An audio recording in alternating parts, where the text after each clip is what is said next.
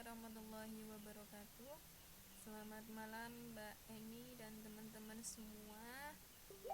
Alhamdulillah malam hari ini kita bisa belajar bersama untuk melanjutkan pembelajaran kita dalam materi nilai guna barang ya. Untuk memulai pelajaran malam hari ini, mari kita berdoa. Semoga apa yang kita pelajari bermanfaat bagi kita semua. Berdoa mulai.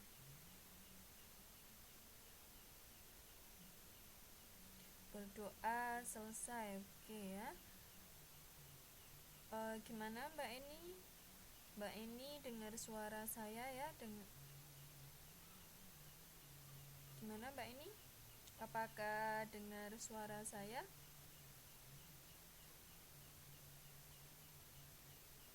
Iya. Oke. Ya, selamat malam Mas Sugeng, Mbak Dahlia. Saya buka kembali ya. Assalamualaikum warahmatullahi wabarakatuh. Ya, waalaikumsalam Mbak Dahlia.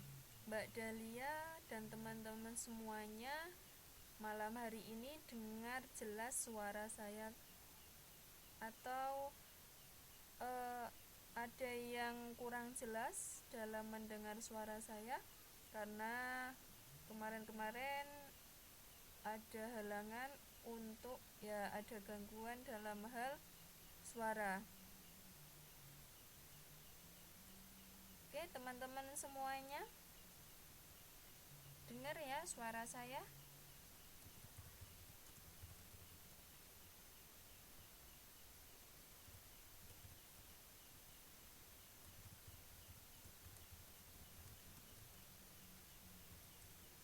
Oke. Kalau jelas, saya akan melanjutkan pertemuan malam hari ini. Kemarin kita sudah membahas nilai guna barang sampai utility of ownership ya, bahwa nilai guna barang itu kemampuan atau daya barang atau jasa dalam memenuhi kebutuhan manusia ya, kemampuan suatu barang atau jasa dalam memenuhi kebutuhan manusia gitu ya. Ya, waalaikumsalam Mbak Yanti. Ini kayaknya Mas Sugeng baru masuk malam hari ini ya. Oke, selamat bergabung ya Mas Sugeng untuk pelajaran ekonominya. Nah, kemarin di nilai guna barang kita sudah belajar jenis-jenis nilai guna barang ya. Ada 4, utility of form, utility of place, utility of time, dan utility of ownership. Nah, kita lanjutkan kembali untuk materi nilai guna barang di slide selanjutnya ya. Karena teman-teman kemarin sudah bisa memberikan contoh dan contohnya betul ya. Jadi teman-teman saya anggap semuanya sudah paham. Nah, kita lanjutkan lagi ke slide nomor 3, yaitu berkenaan dengan ini. Nah, nilai guna barang itu dibedakan jadi 2. Nah, nilai guna barang itu dibedakan jadi 2, nilai pakai dan nilai tukar. Nilai pakai pun dibedakan jadi 2 lagi, yaitu secara objektif dan subjektif. Nilai tukar juga dibedakan berdasarkan ini ada 2, yaitu nilai tukar objektif dan nilai tukar subjektif. Mari kita bahas satu persatu dari jenis nilai guna barang. Yang pertama kita bahas adalah nilai pakai. Nah, di sini nilai pakai namanya juga pakai, berarti kemampuan suatu barang untuk dapat dipakai dalam memenuhi kebutuhan manusia. Ya, waalaikumsalam Mbak Ica. Kalau tadi nilai guna itu kemampuan suatu barang dalam memenuhi kebutuhan manusia. Nilai guna barang tadi dibedakan jadi 2, yaitu nilai pakai dan nilai tukar. Kita bahas dulu di nilai pakainya. Nah, di sini ada kata-kata pakai, maka kemampuan suatu barang untuk dapat dipakai dalam memenuhi kebutuhan manusia. Nah, nilai pakai di sini dibedakan jadi dua. Yang pertama adalah nilai pakai objektif, namanya juga objektif. Jadi, kemampuan suatu barang secara umum untuk dipakai memenuhi kebutuhan manusia. Nah, di sini ada kata kuncinya yaitu objektif. Namanya objektif berarti secara umum manusia atau orang itu dalam memberikan penilaian terhadap barang tersebut adalah sama. Nah, di sini penilaian bersifat umum antara satu orang dengan orang lainnya itu sama, ya. Jadi, kalau nilai pakai objektif antara orang satu dengan orang lain memberikan penilaian terhadap barang tersebut itu sama, ya. Teman-teman ada yang memberikan contoh, ada yang bisa. Nah, ya, selamat malam teman-teman semuanya yang baru masuk. Ini belum dikategorikan telat ya, karena baru 10 menit yang lalu saya masuk. Ini awal pembelajaran kita untuk melanjutkan materi kemarin, macam-macam utility ya. Di sini kita membahas jenis nilai guna barang itu ya, teman-teman. Saya ulangi kembali, di sini nilai pakai objektif. Nah, objektif berarti satu orang dengan orang lain dalam memberikan penilaian terhadap barang tersebut itu sama. Coba teman-teman ada yang bisa memberikan contoh berkenaan dengan nilai pakai objektif. Nah, berarti kalau barang tersebut dipakai itu antara satu orang dengan orang yang lain itu memberikan penilaian yang sama, tidak berbeda. Pada umumnya orang-orang tersebut memberikan penilaian itu sama. Nah, coba teman-teman ada yang bisa memberikan contoh?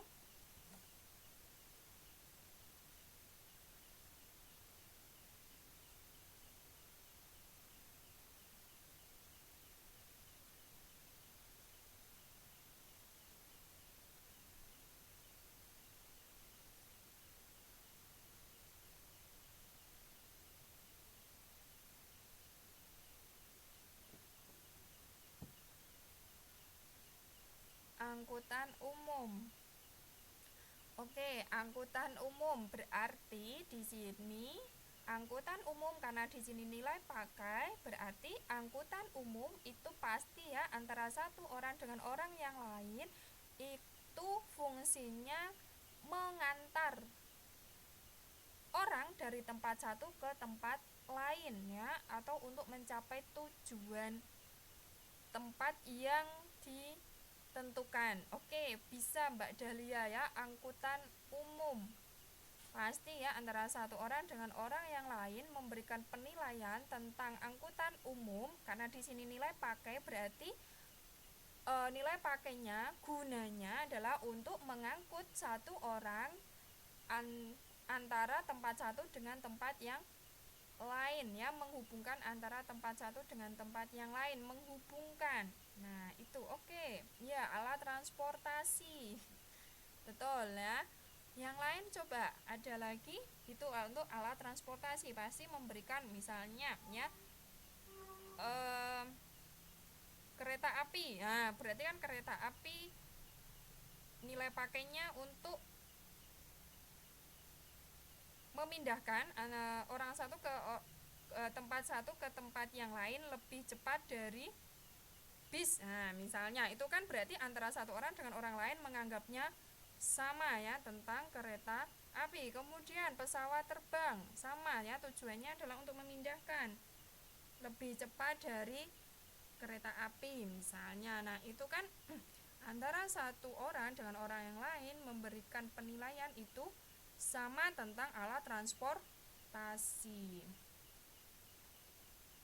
Oke, itu nilai pakai objektif. Berarti teman-teman sudah bisa memberikan contohnya.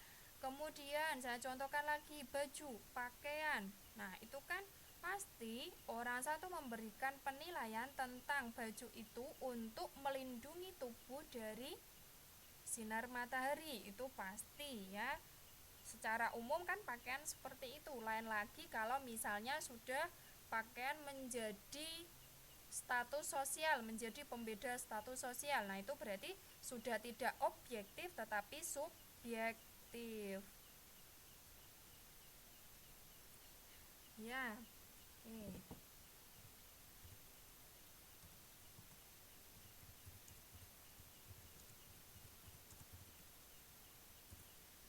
Teman-teman yang lain dengar ya apa yang saya jelaskan ya. Oke, saya tekankan kembali untuk nilai pakai objektif di sini adalah kemampuan suatu barang secara umum untuk dipakai memenuhi kebutuhan manusia. Tadi teman-teman memberikan contoh alat transportasi umum. Oke, betul ya. Untuk nilai pakainya yaitu dipakai untuk memindahkan satu orang ke tempat tujuan ya, ke tempat tujuan. Nah, itu nilai pakai objektif. Secara umum orang-orang bisa memberikan penilaian yang sama tentang alat transportasi umum tadi. Kemudian, oke, selamat malam Mbak Tia. Kemudian saya contohkan lagi yaitu baju. Nah, baju pakaian itu kan secara umum untuk melindungi manusia, tubuh manusia dari sinar matahari. Nah, untuk melindungi tubuh manusia dari sinar matahari itu secara umum orang-orang memberikan penilaian terhadap baju. Karena itu dipakai ya, nilai pakai objektif, semua memberikan penilaian yang sama. Tetapi kalau misalnya baju sudah menjadi status sosial, nah sudah menjadi status sosial di masyarakat, itu bukan menjadi nilai pakai objektif tetapi sudah masuk kategori nilai pakai subjektif. Kalau misalnya baju itu sudah dipakai untuk status sosial. Nah, itu ya.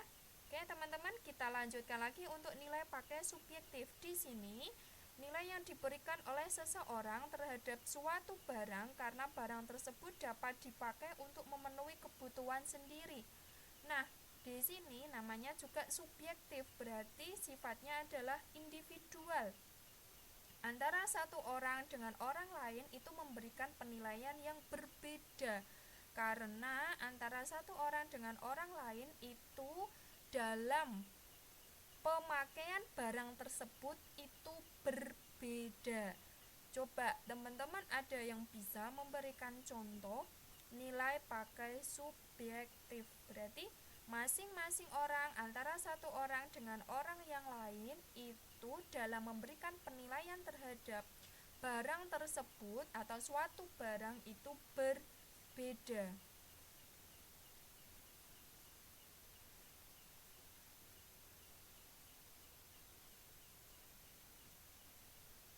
Oke, teman-teman, ada yang bisa memberikan contoh nilai pakai subjektif, berarti antara satu orang dengan orang lain itu berbeda penilaiannya. Karena penggunaannya juga berbeda, karena di sini adalah yang dibahas adalah nilai pakai.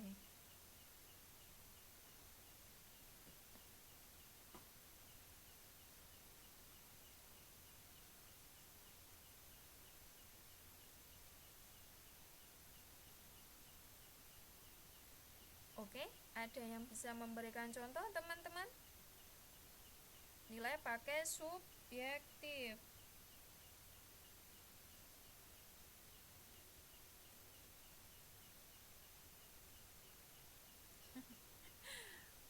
Oke, nah di sini misalnya ya, nilai pakai subjektif yang dimaksud misalnya stetoskop, ya toh, stetoskop itu kegunaannya mempunyai nilai guna yang tinggi bagi apa coba teman-teman? Nah, Mbak Dahlia di situ rumah.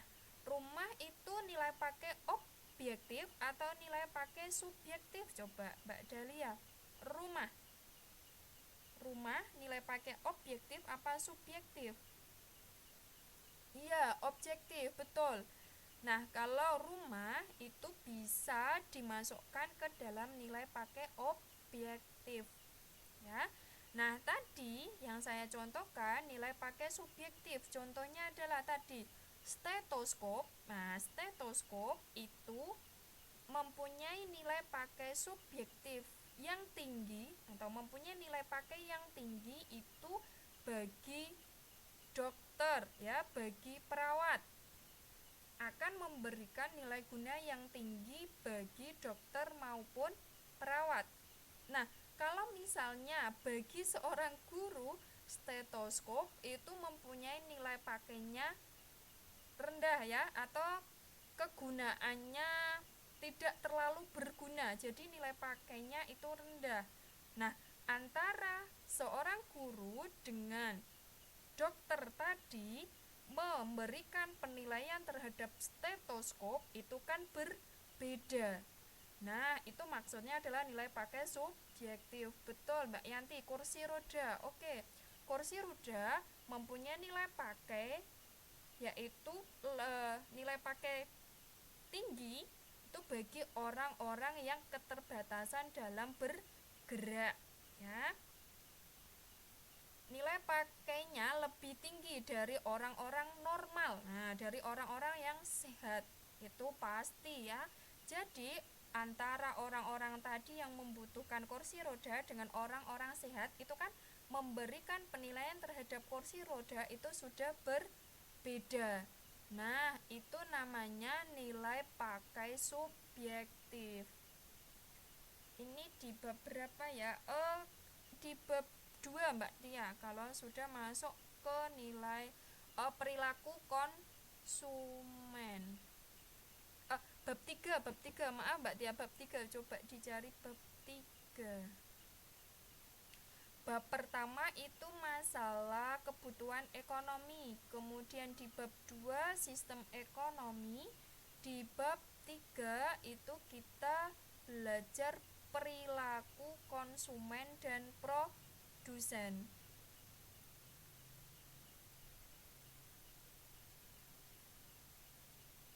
Teman-teman pakai buku yang mana?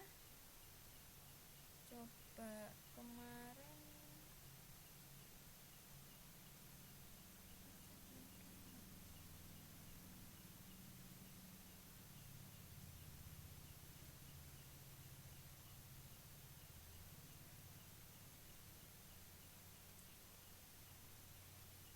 nggak sama, berarti ini teman-teman saya dalam memberikan materi itu banyak sumber yang saya pakai. Mungkin teman-teman hanya satu sumber, jadi nanti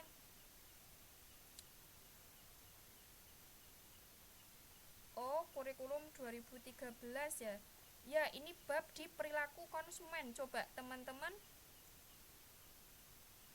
cari di bab yang judulnya perilaku konsumen. Mungkin dari segi isinya dan daftar isinya mungkin berbeda, tetapi isi dari bab tersebut intinya sama. Kalau kurikulum 2013 itu nanti berbeda Mbak Ica, karena kita kurikulumnya masih KTSP. Nanti kalau misalnya sudah ada perubahan dari bagian akademik, ya, dari Pak Fare untuk menggunakan kurikulum 2013, mungkin nanti kita samakan, ya, pakai bukunya, tetapi ini masih KTSP, jadi kita belajarnya buku KTSP saja, ya. Nah, ini Mbak Tia sudah menemukan di bab 2. Oke, di bab 2 di perilaku konsumen. Mbak Tia tadi punyanya Yuli Eko. Coba saya buka dulu, ada nggak ya?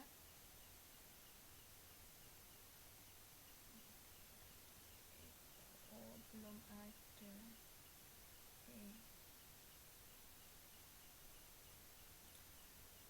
Cuman sedikit. Ya, makanya itu teman-teman dalam satu buku itu dalam penyampaiannya berbeda-beda. Jadi dalam penyampaian materi saya dalam bentuk PowerPoint itu saya gabungkan dari beberapa buku. Teman-teman boleh belajar dari manapun. Kalau misalnya teman-teman belajar dari buku si A, misalnya kurang paham, silakan bertanya. Kalau saya bisa menjawab, saya akan jawab. Kalau misalnya saya tidak bisa menjawab, nanti buat PR saya di pertemuan selanjutnya nanti saya akan sampaikan, gitu ya. Oh, gitu. Oke. Nanti saya berikan referensi buku-buku yang saya pakai untuk membuat materi, gitu ya. Nanti teman-teman belajarnya bisa lebih dari satu buku. Memang untuk isinya dalam setiap pengarang itu menempatkan materi, ada yang lebih rinci, ada yang intinya saja, gitu ya teman-teman. Mungkin dalam belajar teman-teman ada yang kurang paham untuk bab ini, boleh ditanyakan. Kalau nanti saya bisa jawab, saya jawab, gitu ya teman-teman ya. Jadi teman-teman tidak usah bingung. Kalau misalnya teman-teman belajarnya di buku tadi yang teman-teman punya, silahkan. Kalau misalnya materinya cuma sedikit, kemudian materi yang saya sampaikan kok berbeda, nanti buat tambahan saja. Kalau nanti teman-teman sudah belajar kok kurang paham, silakan bertanya, gitu aja ya. Nah, kita lanjutkan tadi di nilai pakai subjektif. Ini di bab perilaku konsumen. Nanti kalau kita sudah belajar nilai guna, nanti kita ke perilaku konsumen. Oke, gitu ya. Nah, di sini nilai pakai subjektif tadi antara satu orang dengan orang yang lain dalam memberikan penilaian terhadap barang tersebut itu berbeda tergantung dari orang yang menggunakan. Nah, tadi yang saya contohkan adalah stetoskop.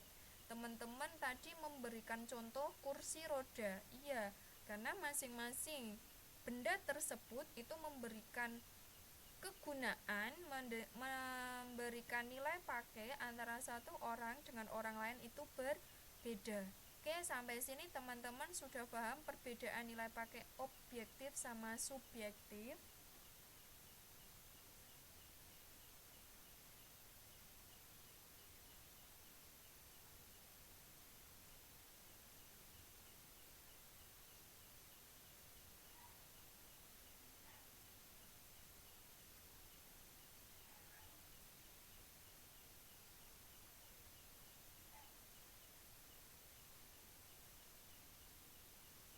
Oke, paham ya? Kalau sudah paham, kita lanjutkan lagi ke nilai tukar.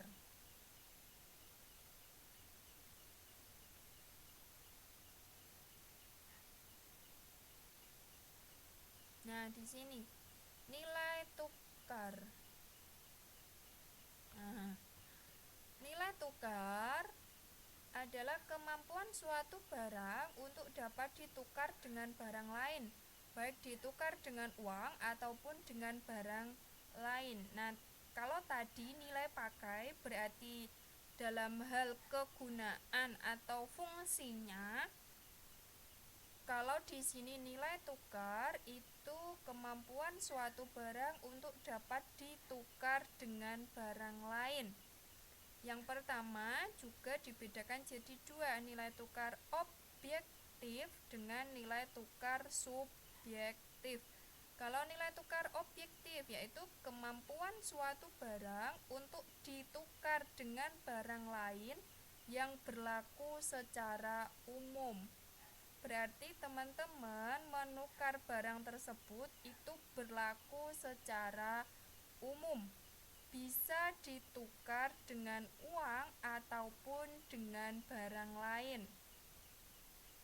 Coba teman-teman ada yang bisa memberikan contoh nilai tukar objektif? Semua akan memberikan penukaran di sini ditukar secara umum itu antar satu dengan orang lain itu sama.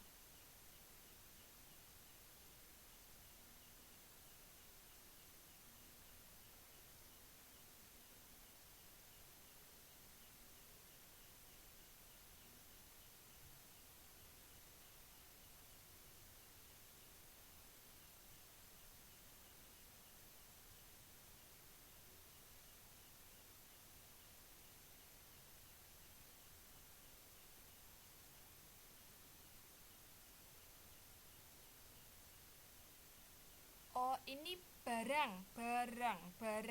barang yang bisa ditukar dengan uang atau barang yang lain. Nah, coba teman-teman. Ya, bisa menjual, bisa. Karena di sini baik ditukar dengan uang ataupun dengan barang lain.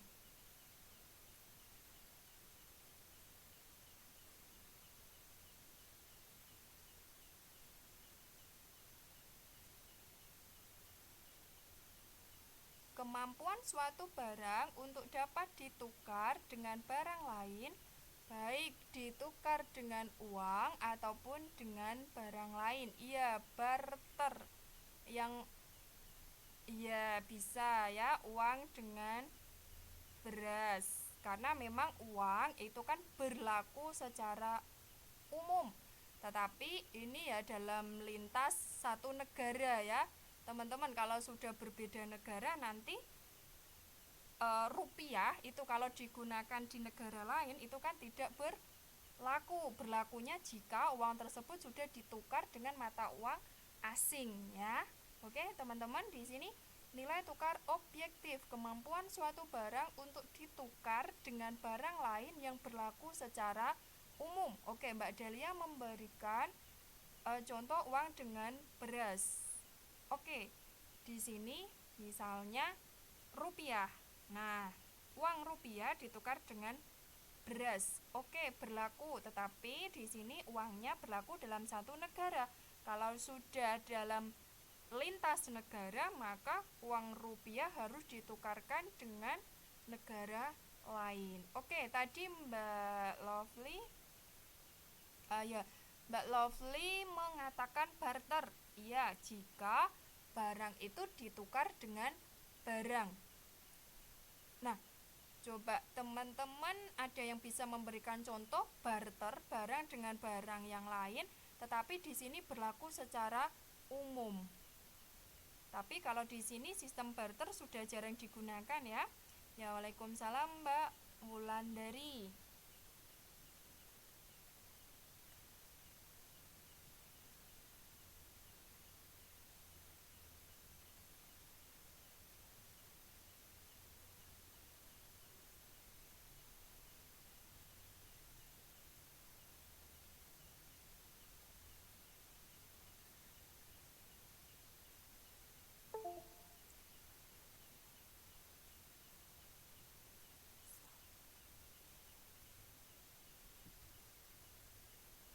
Oke ya, teman-teman, tadi kalau untuk saat ini ya,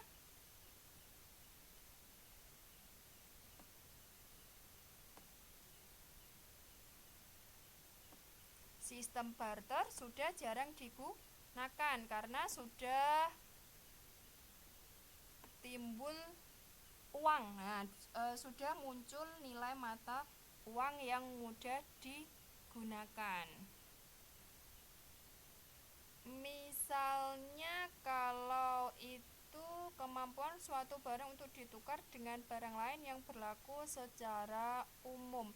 Kalau dalam satu wilayah ya bisa ya, misalnya ya beras ditukar dengan beras.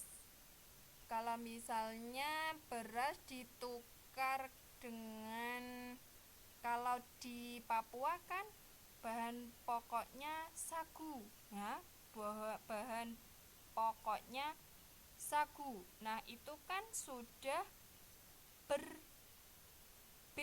ya, sudah berbeda karena sudah lintas daerah dan makanan pokoknya sudah berbeda. Nah, ini di sini nilai tukar objektif yang paling mudah ditemukan dalam kehidupan kita sehari-hari adalah uang ditukar dengan barang. Itu yang paling mudah ditemukan dalam kehidupan kita sehari-hari.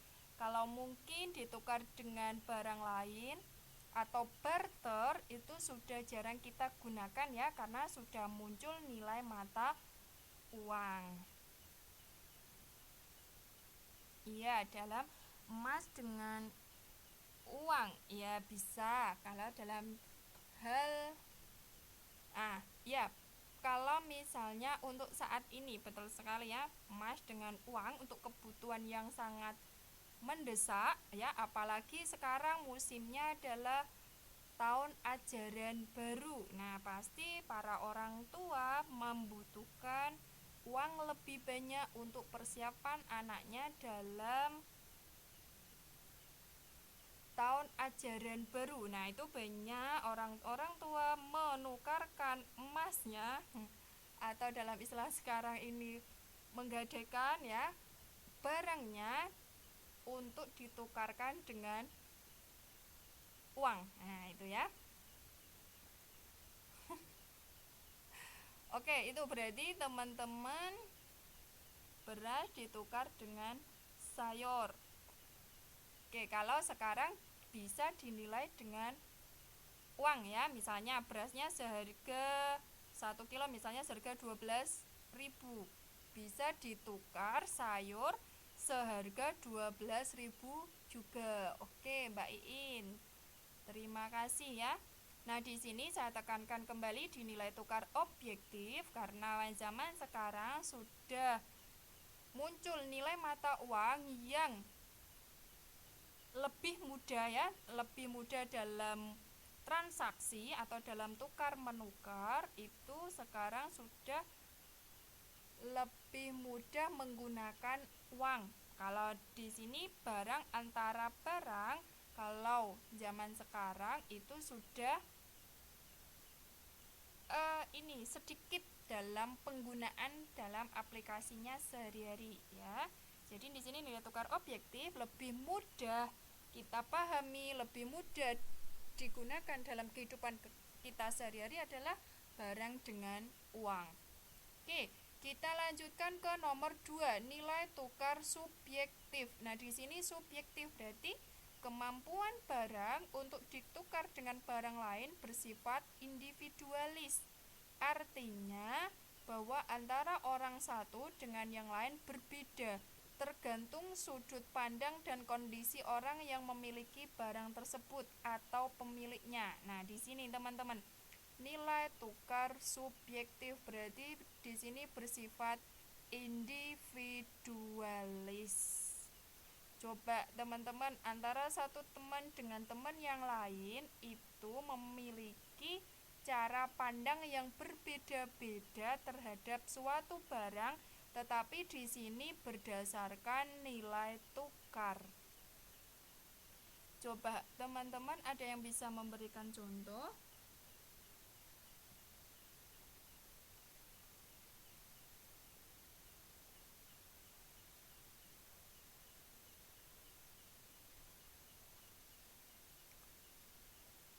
Nilai tukar subjektif.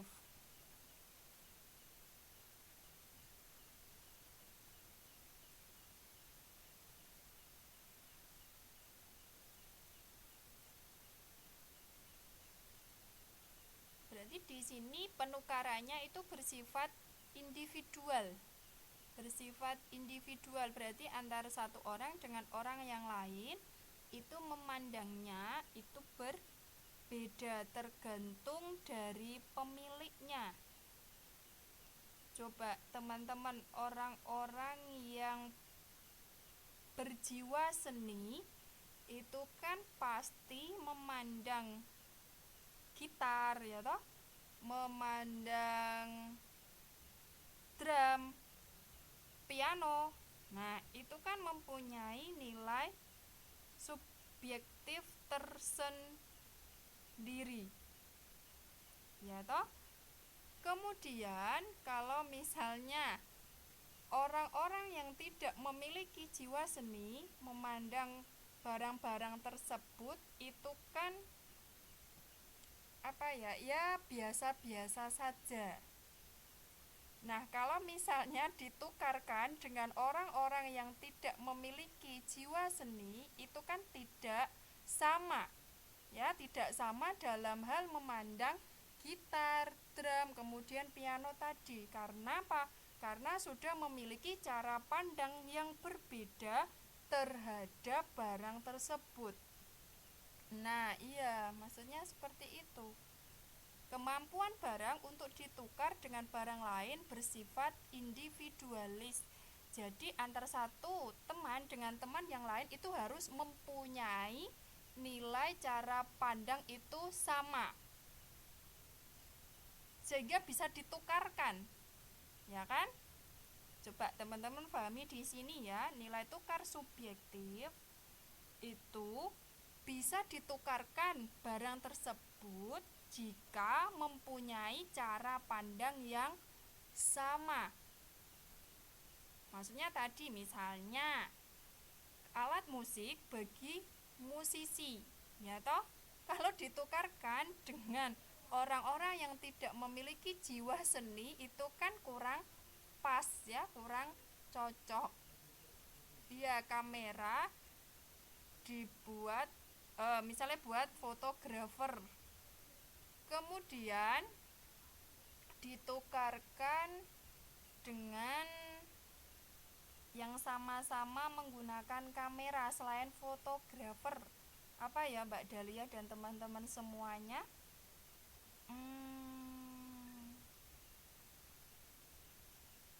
Ya misalnya orang-orang yang seneng motret ya. Orang yang senang motret itu kan tidak harus fotografer. Misalnya Mbak Dahlia suka memotret, nah itu kan membutuhkan kamera. Lah misalnya fotografer tadi menukarkan kameranya dengan orang-orang yang sama suka memotret, itu kan terjadi tukar tetapi secara subjektif. Lain lagi kalau ditukarkan dengan orang-orang yang tidak memiliki tadi kesukaan dalam hal memotret, itu kan akan berbeda cara pandangnya. Nah, di sini tergantung sudut pandang dan kondisi orang yang memiliki barang tersebut, yaitu tergantung pada pemiliknya. Di sini nilai tukar subjektif. Oke. Bisa difahami ya teman-teman. Saya tegaskan kembali di sini nilai tukar objektif itu berarti kemampuan suatu barang ditukarkan dengan uang, yaitu berlaku secara umum.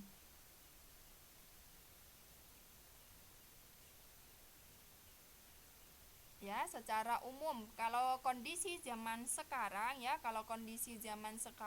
karena sudah muncul uang, itu lebih banyak orang-orang menukarkan barangnya dengan uang. Itu sudah kita praktekkan dalam kehidupan kita sehari-hari, ya kan teman-teman? Pasti kita dalam membeli suatu barang, menukarkan suatu barang, itu kan banyak kita gunakan yaitu uang. Ya, kalau misalnya dalam tukar-menukar barang dengan barang itu jarang sekali kita gunakan dalam zaman sekarang ya, dalam era sekarang ini. Tetapi kalau nilai tukar subjektif di sini ditukar dengan barang lain bersifat individualis. Antara orang satu dengan orang yang lain itu berbeda. Ya. Tadi berarti bisa terjadi ini mempunyai nilai tukar secara subjektif itu jika tergantung pada kondisi orang yang memiliki barang tersebut, tergantung cara pandangnya dalam menilai barang tersebut. Ya, tadi yang dicontohkan jiwa seninya. Nah, jiwa seni akan berbeda dengan orang-orang yang tidak memiliki jiwa seni dalam memandang sesuatu. Sehingga bila ditukarkan karena ini mempunyai nilai tukar, bila ditukarkan dengan orang-orang yang tidak memiliki jiwa seni, itu akan berbeda cara pandangnya. Itu ya teman-teman ya.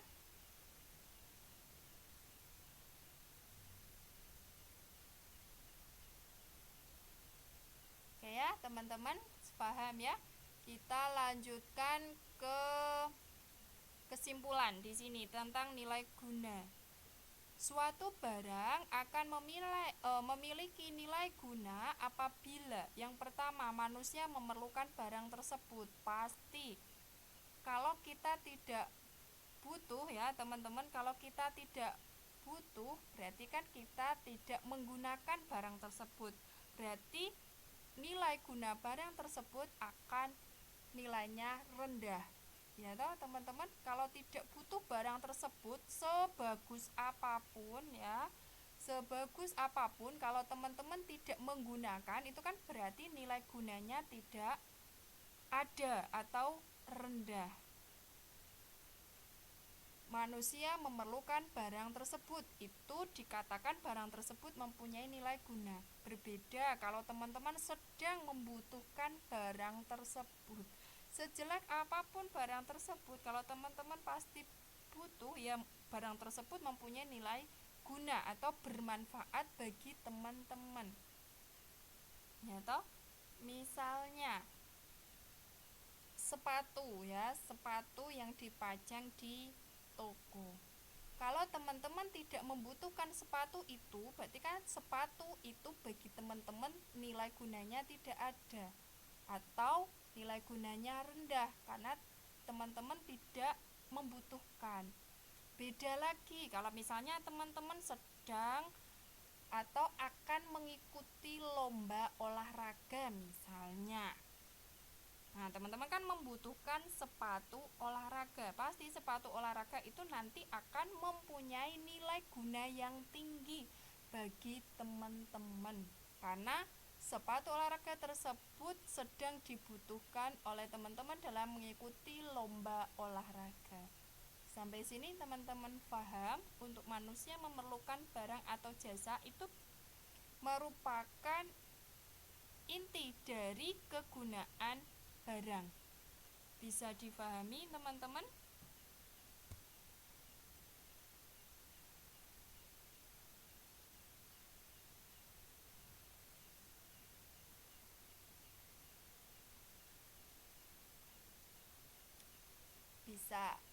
Bisa ya teman-teman ya.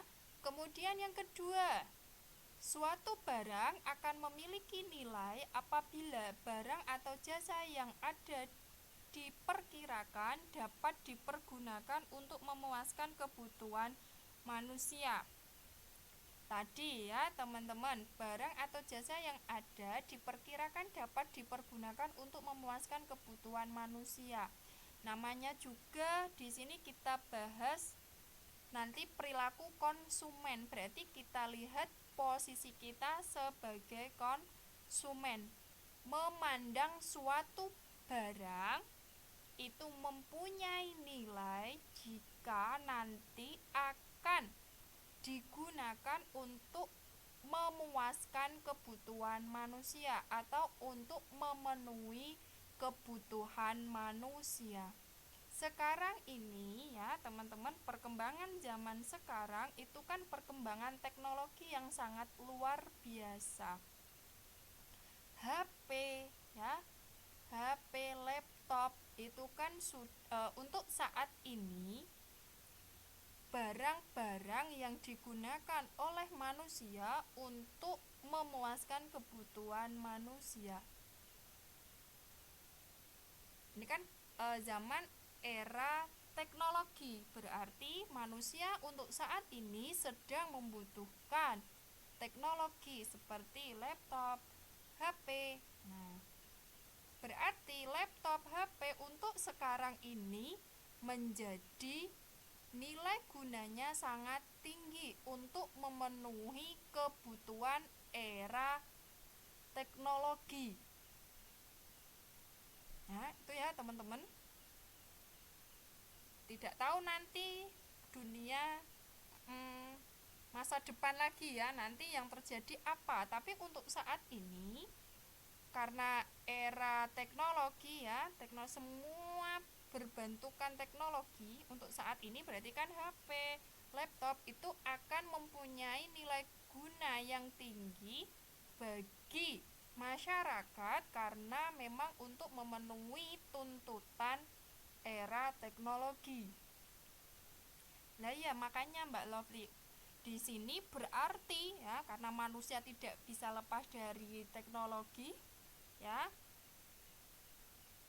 sehingga HP itu mempunyai nilai guna yang tinggi bagi masyarakat sekarang untuk mengikuti perkembangan teknologi.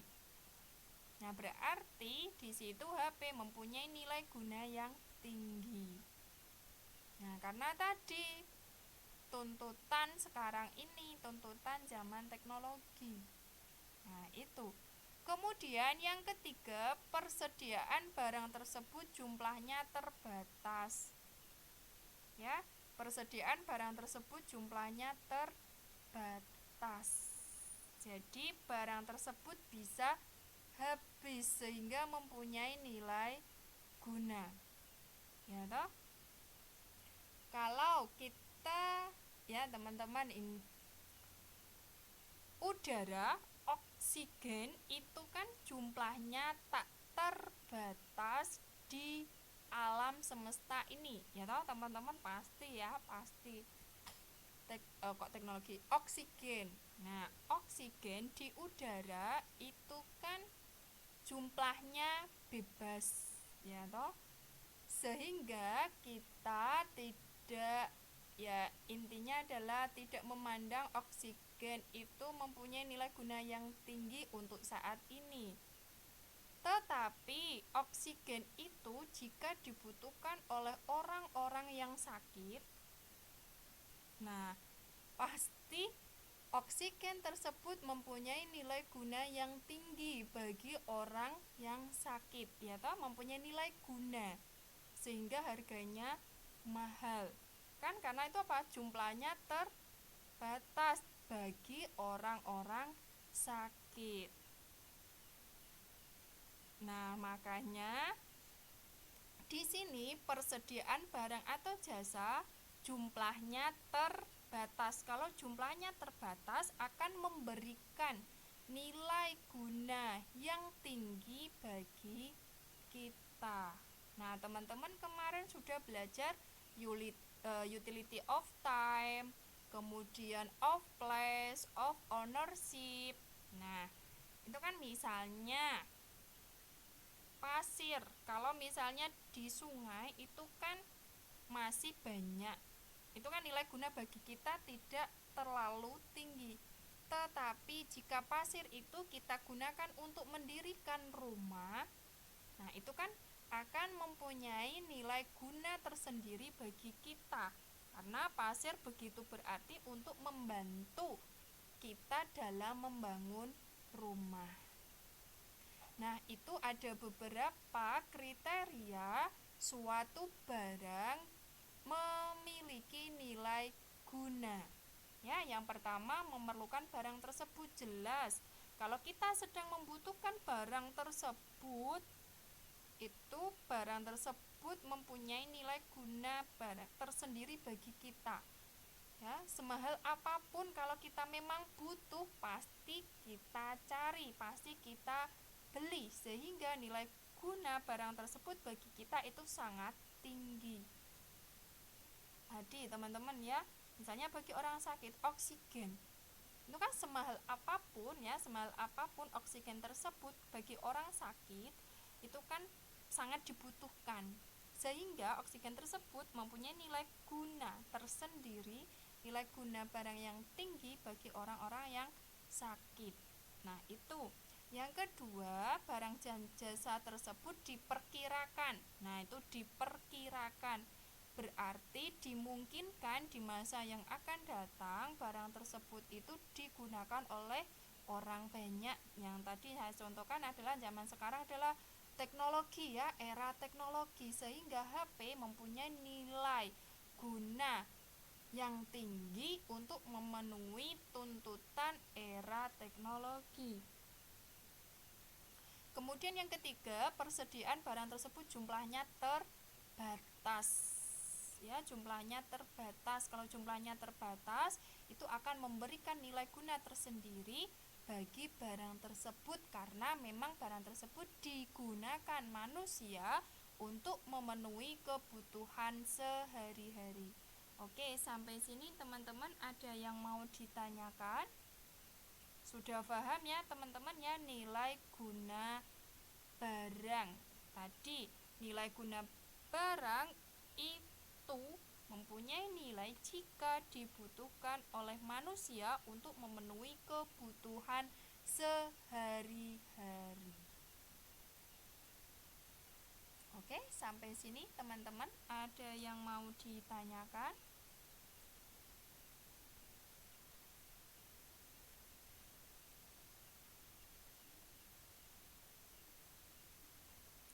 Sudah paham teman-teman?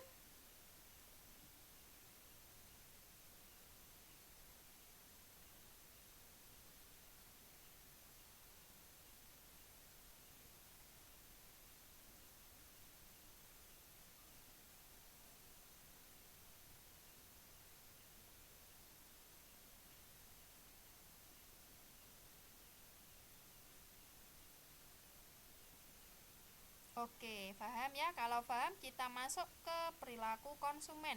Karena nilai guna barang tadi itu mendasari dalam kita belajar selanjutnya ya di perilaku konsumen.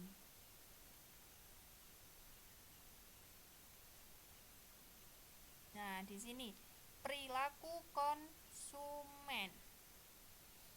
Karena kegunaan suatu barang tadi ya itu kan dilihat dari segi konsumen. Kita memposisikan sebagai konsumen, berarti orang yang teman-teman sudah tahu ya konsumen, bahwa orang-orang yang membutuhkan barang, orang-orang yang mengkonsumsi barang, yang menghabiskan nilai guna suatu barang, itu namanya konsumen. Nah, di sini perilaku konsumen itu suatu aktivitas, suatu upaya yang dilakukan konsumen dalam memenuhi segala macam kebutuhan hidupnya, baik barang atau jasa berdasarkan daya beli yang dimilikinya.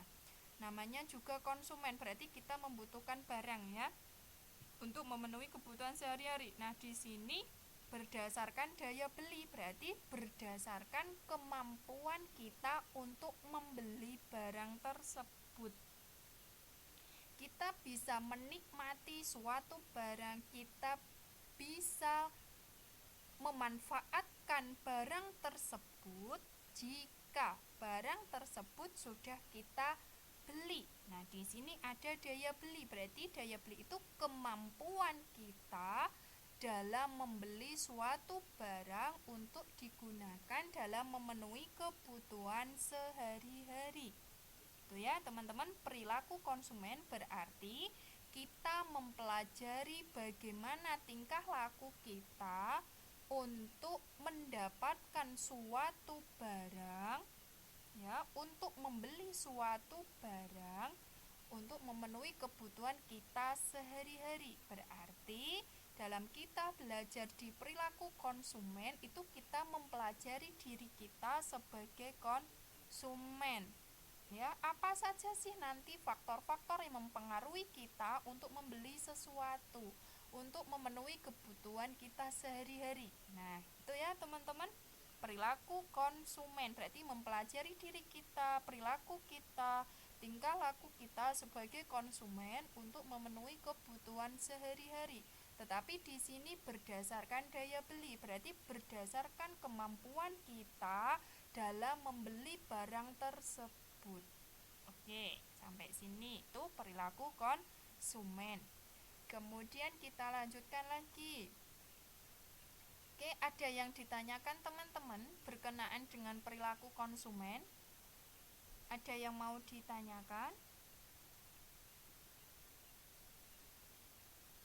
Oke, paham ya teman-teman ya. Kalau kita belajar konsumen berarti kita memposisikan orang-orang yang mengkonsumsi barang ya, orang-orang yang menghabiskan suatu barang, nilai suatu barang.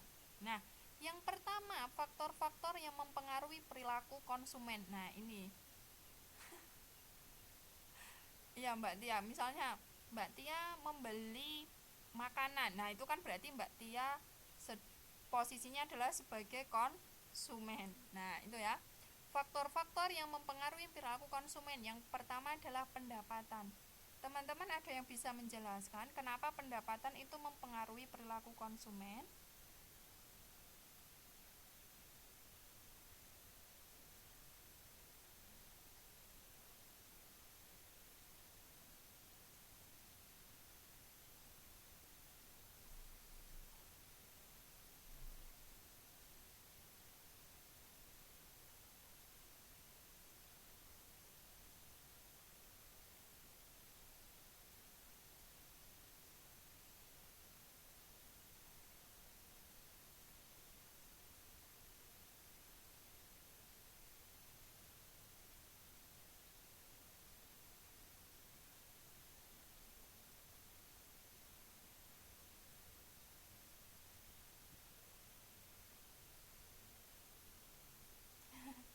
Iya, Mbak Tia, betul sekali ya. Semakin tinggi pendapatan, maka semakin tinggi pula keinginan kita untuk membeli sesuatu. Nah, makanya di sini teman-teman, kalau kita belajar ekonomi itu tidak bisa dilepaskan dari pernyataan seperti itu. Berarti teman-teman gini, semakin tinggi pendapatan dari teman-teman semua, pasti semakin tinggi keinginan untuk membeli suatu barang. Itu kalau kita belajar ekonomi itu sangat berlaku. Kalau ya teman-teman, kalau kita tidak bisa memanage uang tersebut atau memanage pendapatan tersebut dengan baik, pasti semakin tinggi pendapatan itu keinginan kita untuk membeli sesuatu semakin tinggi. Nah, pasti teman-teman pernah lah merasakan hal tersebut. Nah, pasti ya. Apalagi teman-teman kalau misalnya kemarin dapat THR banyak. Nah, dapat THR banyak itu kan berarti tambahan pendapatan kan semakin banyak. Nah, pasti di situ ada keinginan tersendiri ya, tambahan keinginan tersendiri untuk membeli sesuatu. Karena manusia itu kalau sebenarnya ya, keinginan manusia itu tak terbatas. Kalau keinginannya sudah terpenuhi, ini pasti punya keinginan yang lain. Kalau ini sudah terpenuhi, pasti punya keinginan yang lain, sehingga sifatnya itu tidak terbatas. Oke ya. Kemudian harga barang. Teman-teman ada yang tahu harga barang kenapa bisa mempengaruhi perilaku konsumen?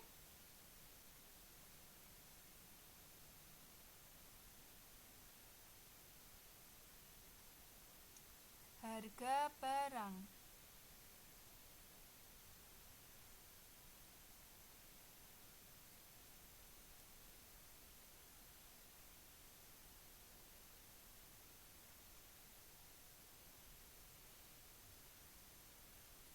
Harga barang. Kenapa sih harga barang itu bisa mempengaruhi perilaku konsumen?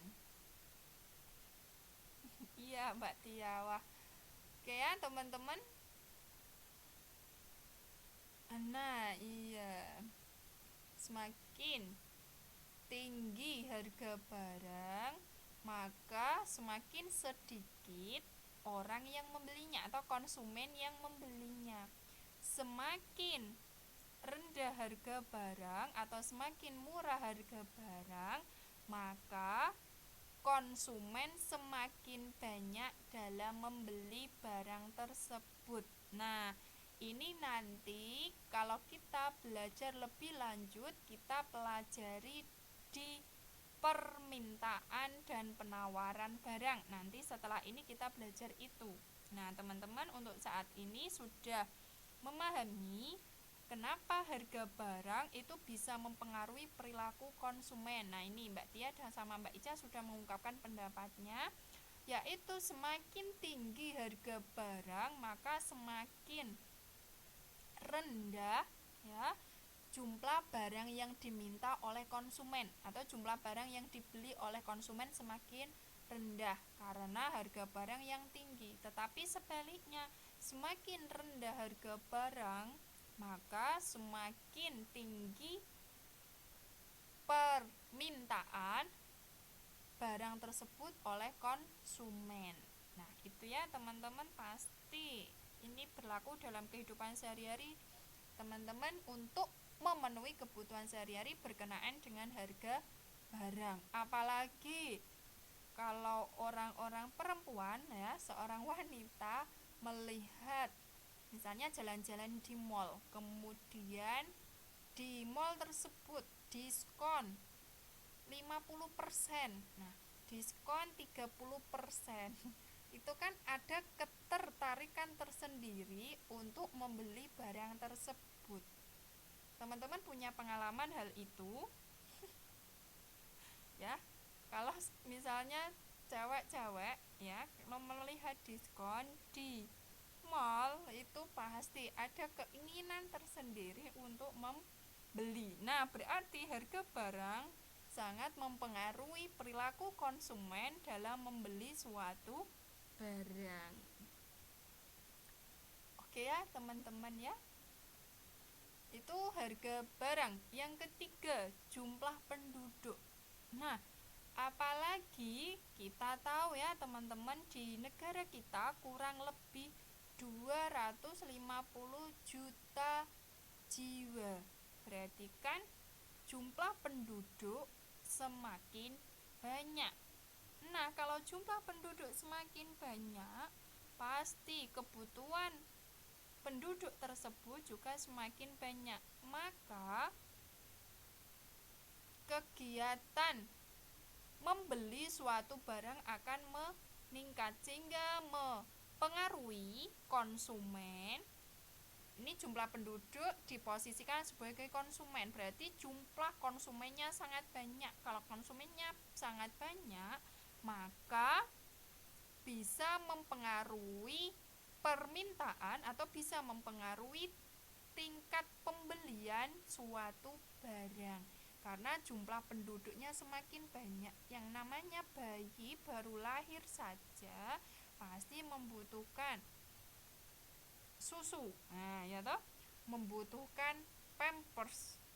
Nah, bayangkan saja itu baru lahir, itu hanya satu bayi. Kalau banyak, nah itu kan pasti membutuhkan barang-barang tersebut semakin banyak. Sekarang para remaja ya teman-teman, satu remaja itu pasti membutuhkan, kalau sekarang ini era teknologi, kuota. Itu kalau barang sekunder ya. Sekarang primer saja ya teman-teman, primer. Baju, para remaja sekarang misalnya menggemari baju gamis misalnya. Nah, itu satu remaja. Bayangkan kalau jumlah penduduk kita kurang lebih 250 juta. Nah, di bagian 250 juta itu banyak remaja yang membutuhkan baju. Nah, pasti kan perilaku konsumen itu meningkat karena meningkatnya jumlah penduduk dalam melakukan pembelian suatu barang. Itu ya teman-teman ya, karena di sini konsumen berarti orang-orang yang mengkonsumsi suatu barang, orang-orang yang membeli suatu barang untuk memenuhi kebutuhannya. Berarti semakin banyak jumlah penduduk, maka semakin banyak pula untuk membeli barang dalam memenuhi kebutuhan sehari-hari. Itu ya teman-teman. Kemudian yang keempat, dugaan masyarakat akan adanya perubahan harga. Nah, di sini teman-teman, misalnya diperkirakan musim yang akan datang itu musim kemaraunya lebih panjang. Nah, musim kemaraunya lebih panjang sehingga banyak petani-petani yang mengalami gagal panen. Nah, berarti dugaan masyarakat di masa yang akan datang, di bulan yang akan datang itu harga berasnya mahal atau murah, teman-teman. Coba. Karena ini di sini dugaan masyarakat, berarti memperkirakan masa yang akan datang. Ya, berarti kan mahal. Nah, dugaan masyarakat akan adanya perubahan harga tadi, misalnya kondisi sekarang ini diperkirakan musim kemarau lebih panjang sehingga akan menyebabkan para petani itu gagal panen. Ya toh? Karena gagal panen menyebabkan harga beras semakin mahal. Maka kita sebagai konsumen akan membeli beras tersebut untuk saat ini itu kan lebih banyak karena untuk persiapan barangkali nanti terjadi musim istilahnya kesulitan untuk mendapatkan beras, padahal beras nasi itu menjadi makanan pokok masyarakat Indonesia ya toh. Karena dugaan, karena perkiraan di masa yang akan datang itu gagal panen, berarti masyarakat untuk saat ini mempersiapkan beras atau membeli beras dalam jumlah yang banyak. Nah, untuk persiapan siapa tahu di masa yang akan datang nanti harga berasnya mahal. Nah, itu ya teman-teman, berarti perkiraan masyarakat akan perubahan harga itu sangat mempengaruhi perilaku konsumen dalam membeli barang. Itu ya teman-teman ya, paham ya? Kemudian yang kelima adalah kebudayaan. Coba teman-teman, kemarin hari raya Idul Fitri yang namanya mudik itu kan tidak wajib. Yang namanya mudik kan sebenarnya tidak wajib, tetapi itu sudah menjadi budaya. Nah, itu teman-teman. Yang namanya mudik itu tidak wajib, tetapi oleh masyarakat hampir semuanya ya, seluruh masyarakat di Indonesia memandang mudik itu wajib sehingga sudah menjadi budaya. Maka sebagai konsumen, kalau mudik itu sudah menjadi budaya, berarti kan yang namanya bensin, BBM, Pertamax, terus kemudian Pertalite itu kan permintaannya semakin tinggi karena digunakan oleh konsumen dalam pulang kampung. Nah, itu kan pasti membutuhkan BBM ya, bahan bakar minyak untuk pulang ke kampung halaman masing-masing. Berarti nanti BBM itu permintaan diminta oleh konsumen itu semakin tinggi. Berarti kebudayaan tadi bisa mempengaruhi perilaku konsumen dalam memenuhi kebutuhannya. Tadi budaya. Oke ya, sampai sini teman-teman paham? Tadi budaya itu mempengaruhi perilaku konsumen. Yang saya contohkan tadi adalah mudik. Berarti pada saat mudik konsumen sangat membutuhkan yang namanya BBM. Nah, berarti permintaan terhadap BBM itu sangat tinggi. Nah, sangat mempengaruhi perilaku konsumen dalam memenuhi kebutuhan BBM karena mudik tadi, karena pulang kampung. Oke, sampai sini teman-teman paham?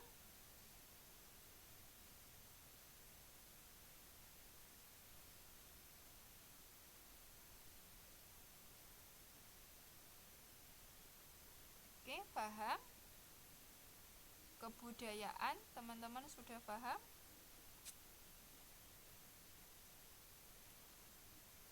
Kemudian kalau budaya ya, selanjutnya yang nomor 6 adalah selera konsumen. Nah, apalagi kita belajar selera. Yang namanya sudah selera, kalau namanya seseorang itu sudah menggemari sesuatu, nah pasti di situ ada keinginan untuk memilikinya. Jadi di sini selera konsumen kalau misalnya hampir semuanya itu sama akan mempengaruhi konsumen dalam membeli suatu barang tersebut. Selera.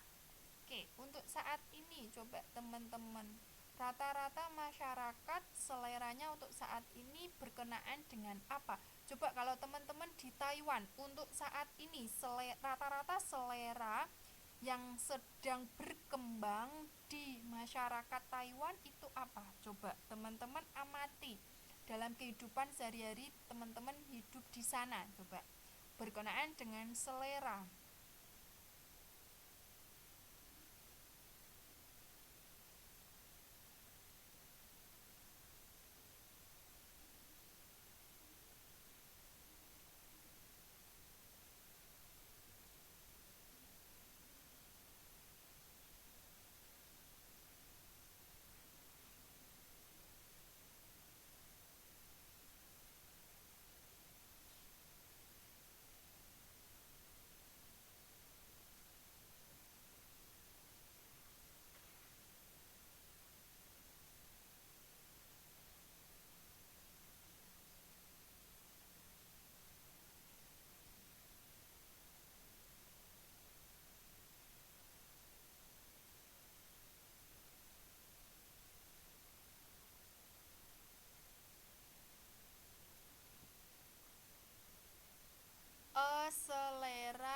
dalam segi konsumsi barang.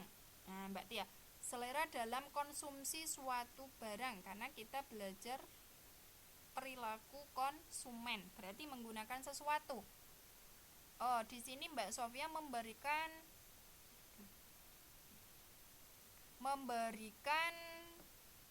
pernyataannya tentang liburan. Oke, selera tentang liburan. Nah, di sini HP iPhone. Oke, kita bahas satu-satu dulu.